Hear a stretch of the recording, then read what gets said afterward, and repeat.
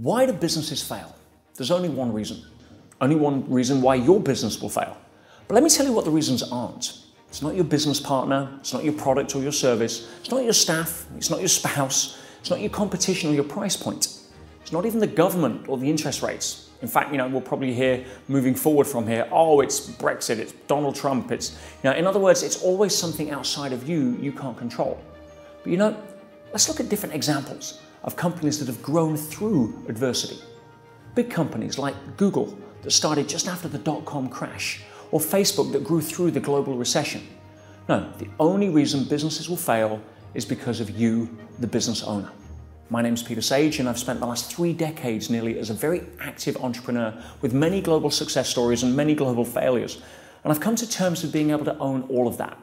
And I'm here to say that if you can't own your successes and your failures, then you can't move forward. You still with me? Great.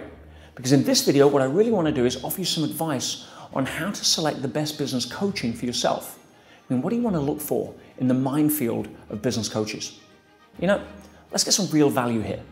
The first thing you want to be looking for is understanding the difference between advice and opinion. Everybody's got an opinion. What's the difference? Well, advice is information given firsthand from somebody that's been there and done what it is that you're looking to emulate. And I see so many business coaches that have never actually ran a business. Would you trust a skinny chef? No. Would you hire an overweight personal trainer? No, of course not. So why would you take business advice from somebody that's never ran a successful business? In fact, more to the point, I'd go so far as to say, have they ever had any business failures as well and learned from them? And been successful after that? Because your failures can be your biggest capital. They're where most of the learning can come from. So if you're looking to take advice from somebody, know that it's not opinion. And then talk to someone that's actually been there and done it, that's ran a successful business, maybe had some rocky ground and come back from that. See, all the years in the businesses that I've ran, I've really focused on 3 cornerstones that make up great business advice. Now, the first one is fundamental to business owners, and that is the tactics that are required to operate a business. Every great business coach understands tactics, and that's, to be fair, what most of them teach. In fact, 95% of business coaches only focus on tactics. What do I mean by that? Well, it's your sales, your marketing, your time management, your planning and policies and procedures. It's all of the fundamental aspects that you need in order to be able to operate a business. Being able to manage cash flow and being able to organize your HR and being able to apply marketing to the marketplace. All of this is tactics, and you've got to learn it. That's your trade craft as a business owner. But if you're only applying tactics, you can have the best tactics in the world, but if you don't have a plan for how to strategically execute them, you're going to fall down. You've got no direction, which is where the second pillar really comes in. And the second key critical pillar of understanding business advice is understanding strategy. See, you can be a good tactician, but unless you're a strategist, then you're going to get lost with your competition. So what is business strategy? What is great business strategy? It's asking better questions. Why are you in business in the first place? What are you here for? What are your pain points that you're solving for your customers? Why are you the people to solve it? What does the business stand for in terms of the overarching objectives that guide the business when it gets stormy, so that you're not just moving pieces around on a chessboard, but you understand a lot of the thinking that's required on how to win the long-term game of business. And that's where strategy really steps up.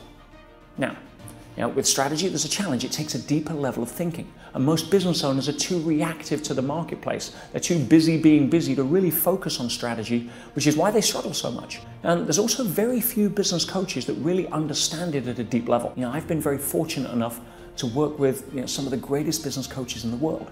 For example, the late great Chet Holmes was an incredible strategist. Or people like Jay Abraham, who's a business genius and really understands the role that strategy plays over and above tactics.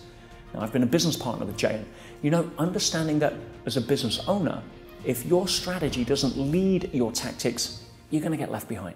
So while strategy and tactics are fundamentals of business success, there is a third and critical component that almost no business coaches talk about. And that's because they're just not qualified. And that's the psychology and the mindset of a business owner.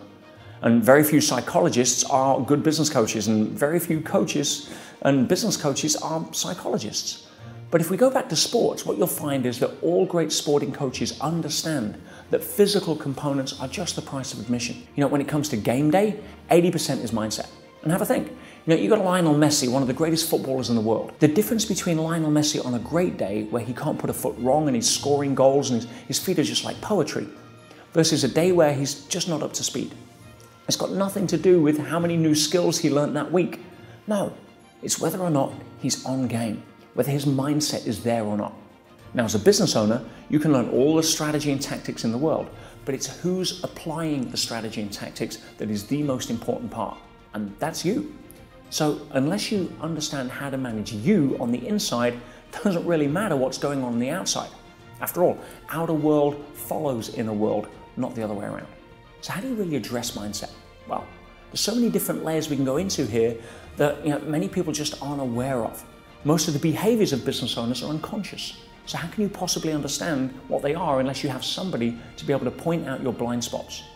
Now, if you'd like to learn more about tactics, strategy, and mindset, I've prepared a short 10-question business assessment that you can use to see where you stand on these skills. And I've also recorded a video on each of these topics, mindset, strategy, and tactics, where I really drill down, not only offer some valuable content for you that can make a difference to your business now, but they also outline the framework for how I teach and synergize this at my 3-day business school. If you'd like to get access to that, simply click the link below, and it'd be a real privilege for me to help take your business to the next level and help you become the entrepreneur you were born to be. I came across Peter Sage online on Facebook, got a chance to sign up for his free assessment. The questions the man asks really goes deep into mindset, strategy, and tactics. And that's followed up with these free videos that it's so important we forget about how important mindset is in business. So if you get a chance to watch these free videos or sign up for the free assessment, I highly recommend it because it will definitely change your life. So the reason we want to bring this up in the meeting today is because of the strategic objectives that we've put in place. And that, excuse me, did you know that procrastination is one of the #1 killers of success? What are you waiting for? Go click the button.